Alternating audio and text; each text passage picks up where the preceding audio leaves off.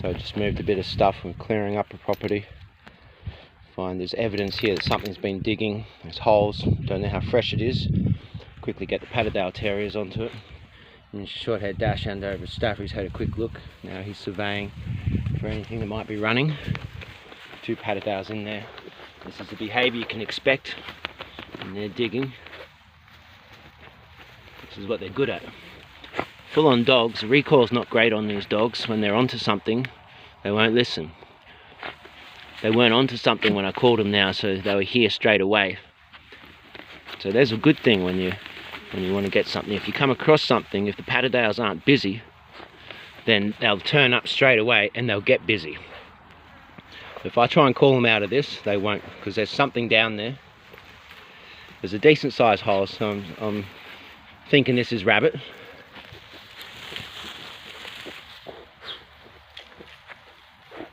This one you can't even see her, she's so camouflaged. She's only 6 months old. This one's 2.5 months old. Patterdale Terrier. It looks like she's onto something there.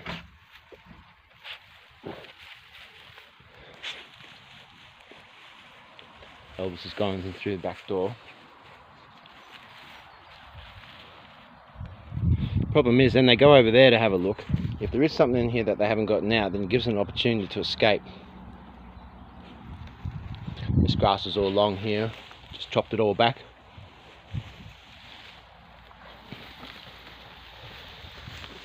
There's something of interest there. There's a reason for them to be digging in such a manner.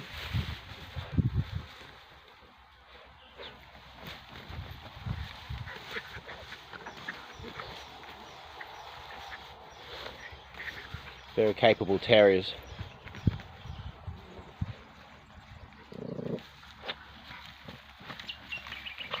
They must be pretty much joined into the same hole now.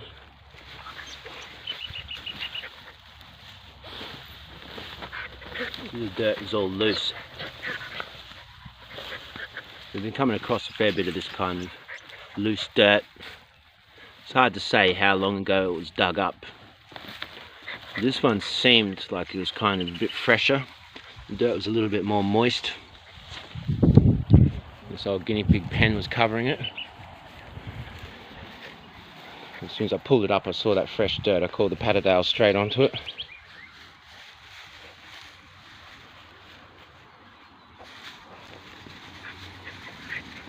If there was nothing there, if there was no reason to dig, they would have moved on by now, but they've got some reason to continue digging.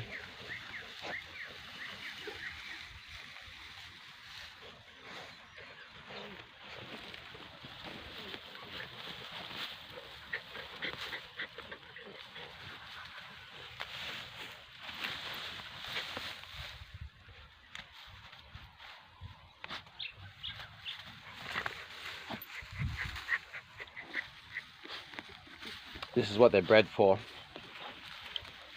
So if you have Terriers or Dachshunds, Dachshunds, if you're not going to engage them in this kind of activity, then you're likely to have behavioural issues with them. The good thing in this situation, or generally with these dogs, it's like going fishing and not catching any fish. You go hunting, you find things like this, they do some digging, they're sniffing around, they get their behaviour and instinctual behaviour expressed, and then you can just go home. Don't have to deal with any death, you don't have to deal with the mess.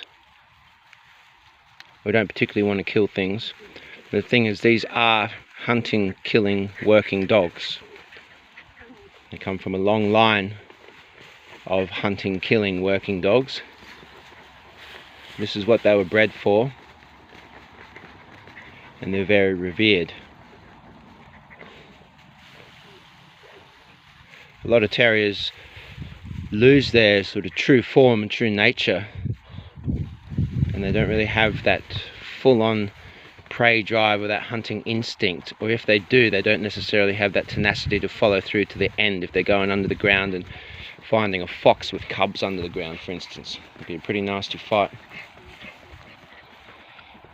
These Patterdale Terriers will continue until the show's over.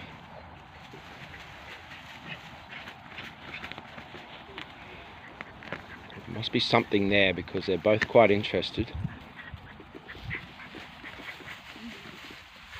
You can see the ground's rather moist underneath them there. This is little Thrazzle Sweetheart, my baby, the black one making her debut. This is Xena, the warrior princess. So this is the first time that Xena's really getting a good opportunity to just get in and dig at something hardcore without being called off it. And you can see that she's very happy to be busy doing it.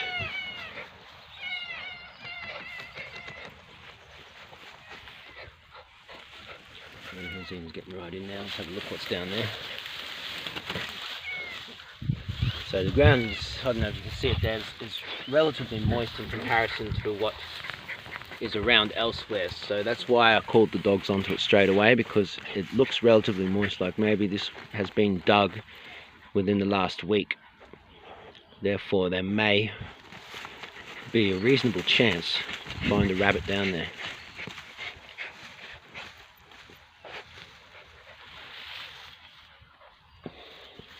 What you got? What you got? Look over here, are there any other holes? You think if there were any other holes here, then the Patterdales would have been onto it already.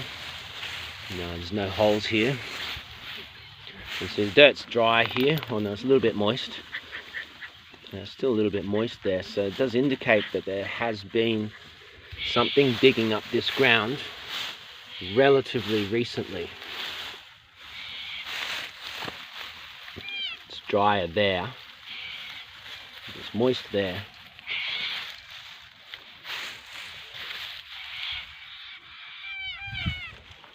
I did notice a few other holes here as I was going through mowing, so this is what we can see. And quite often a rabbit's burrow will have a back door like this somewhere. So see, we found something here.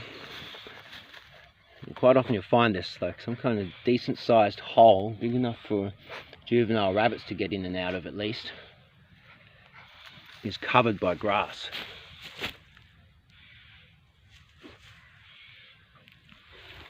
A few of them here.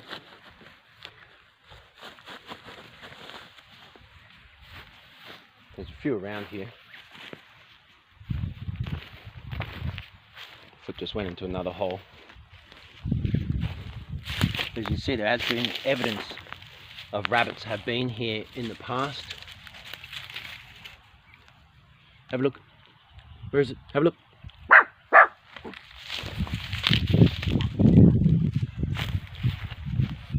We're not hunting horses, we're hunting rabbits. And here, this was an old wood pile. There is again. This is why the rabbits are an issue. It's because they make these holes like this. And if a horse, once it gets a bit bigger, if a horse or a cow puts its foot down there and breaks its ankle. And also here, it's quite strong. It's very strong there. But that can eventually cave in.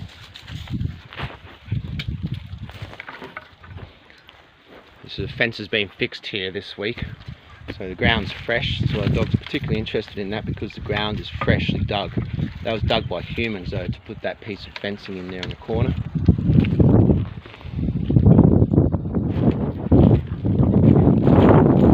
So this is an old warren.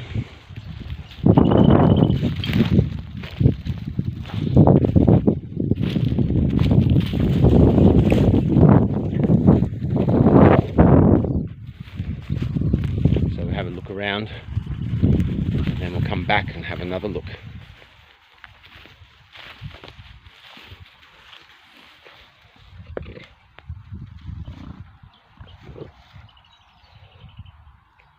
Just keep yourself warm there.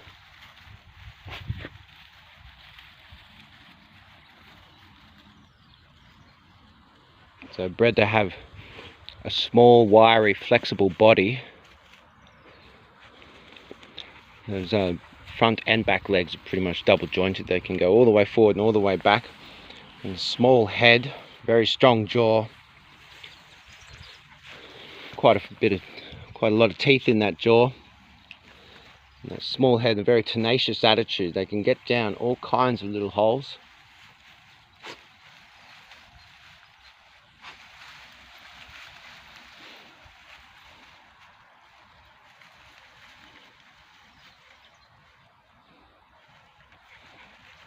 So we'll continue mowing, but that's a Patterdale Terrier for you. Very effective, very capable terrier.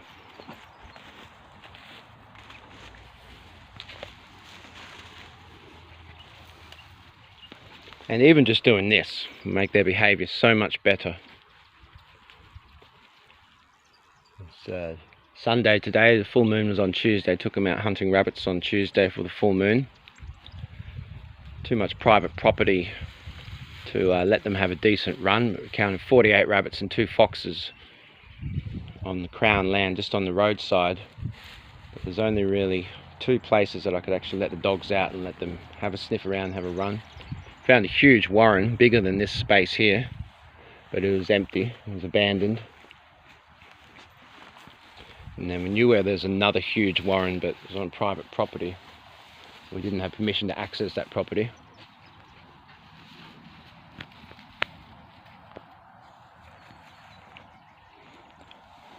This is what happens if you do have permission to let the dogs work as they've been bred for. Even if you just let them do this for half an hour, it makes a huge difference to their behaviour in general.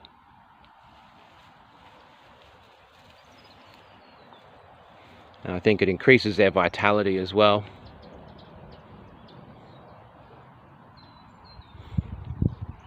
I was having a lot of trouble with the Patterdale Terriers listening to me, particularly with recall. Mainly with recall, and then to stop barking. But when you engage them with this, then there's this idea that the recall, or calling them back, the recall improves. I think there's an idea that when you're calling them, then there might be something like this kind of activity right there for them.